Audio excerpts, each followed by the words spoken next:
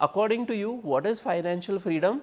And again, is there a number that you will allocate for financial freedom for an Indian? So, see, I am very thankful that I figured out financial freedom early, in my life. Early as in after I started working.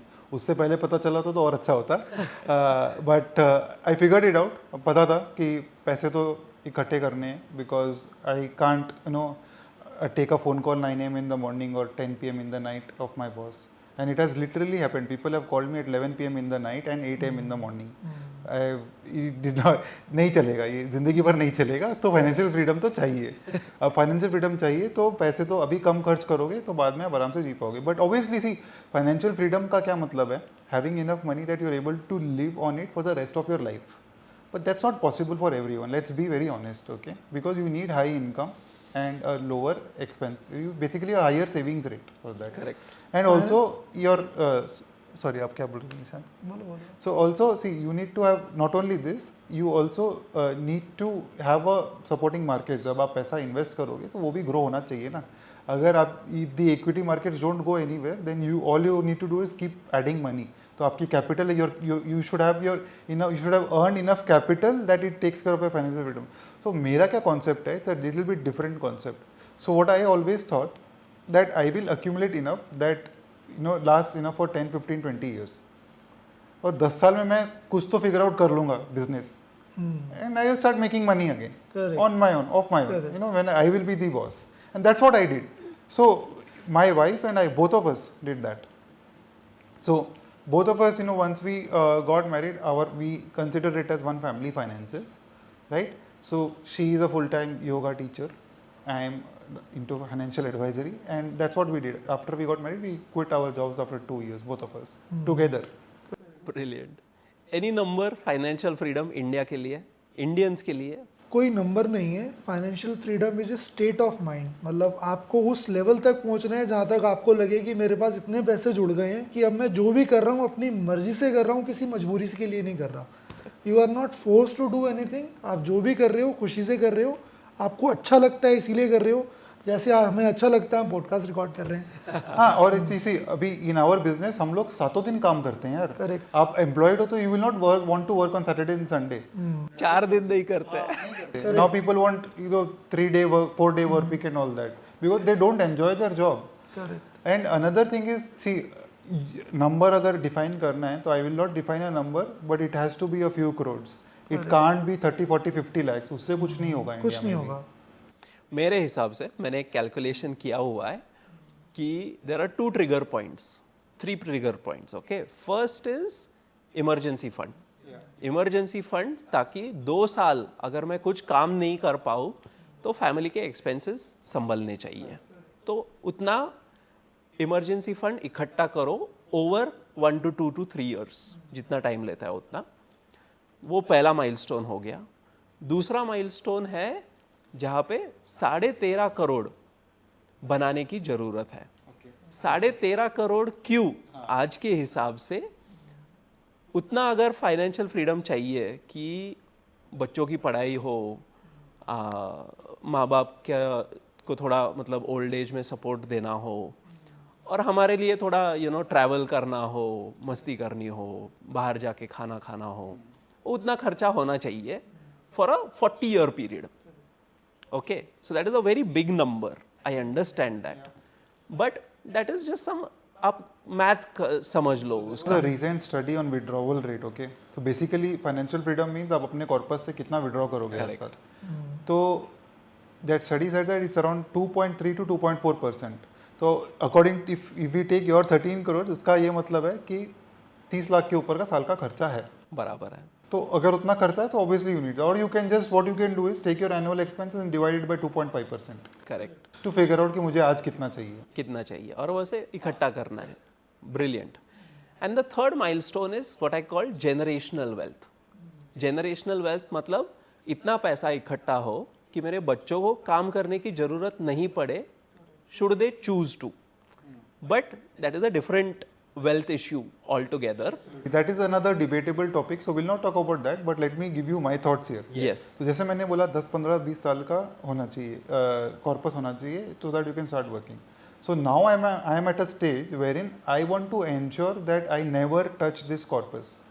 ठीक है, and this continues to grow for the rest of my life and beyond. तो मुझे बस क्या ध्यान रखना है, make enough money to meet my expenses. Perfect. और ये I am 32 years old today, so I have enough runway for this to grow, right?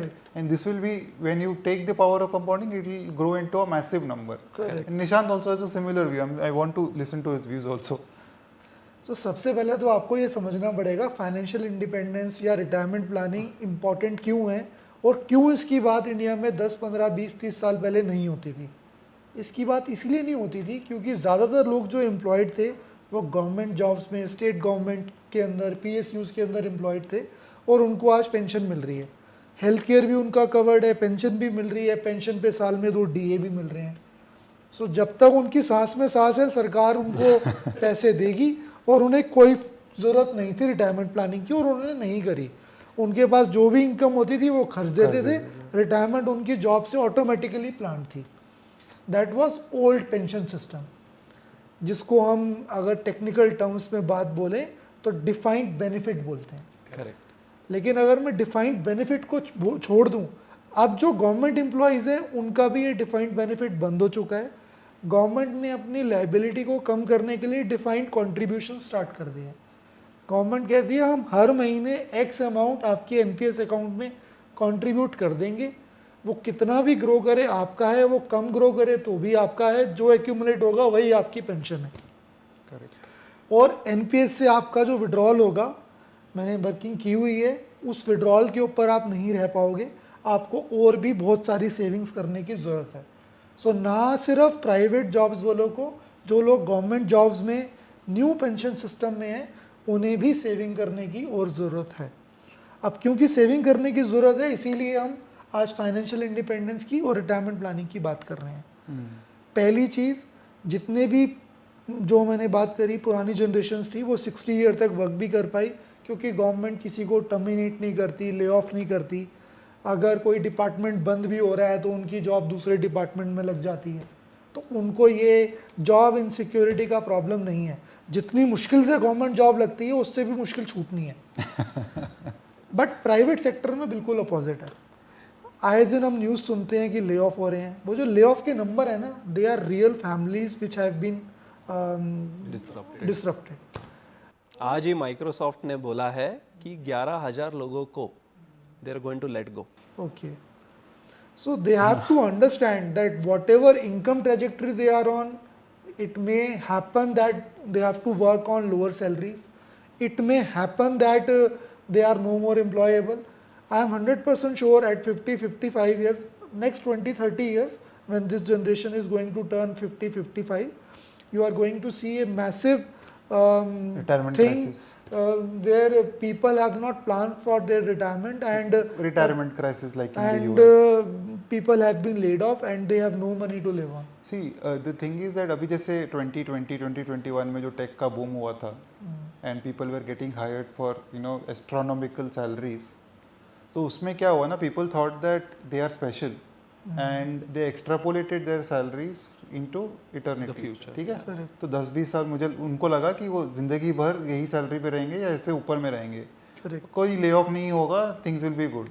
So what they did, they bought a big car, they bought a big house, and they loaded up on EMIs. So Neeraj, let's give a live example of somebody. Somebody got 4x the salary what he was getting in a very reputed big player, big IT player. And he got the job in January. He came to us in April for financial planning.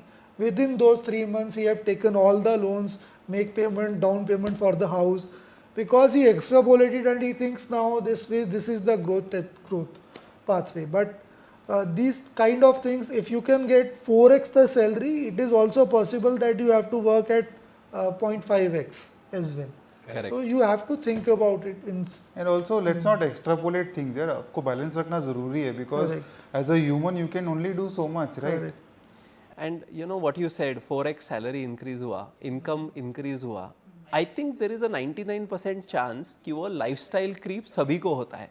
That definition is मेरा income बढ़ गया, अभी जो मैं देखता नहीं था या जो मैं देखता था पर खरीदता नहीं था, आज मैं खरीदूंगा, आईफोन खरीदूंगा, बड़ी गाड़ी खरीदूंगा, बड़ा घर खरीदूंगा, right? And neighbours, you know what neighbours are buying, even I want to buy because I can buy it. because now I can buy it, right? That's the classic definition of lifestyle creep. Buying it just because I want to show my neighbors, my relatives, my peers that I have the ability to buy it.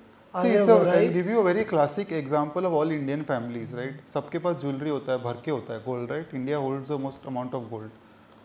कितने बार पहनते हैं साल में वो gold jewellery? सबका locker में ही पड़ा रहता है वो. You're touching a very sensitive topic यार. Point यार, like it does not make sense to me at all, but they still want to do it, Correct. and I am a victim of it, trust me. So Coming from Hyderabad, I agree.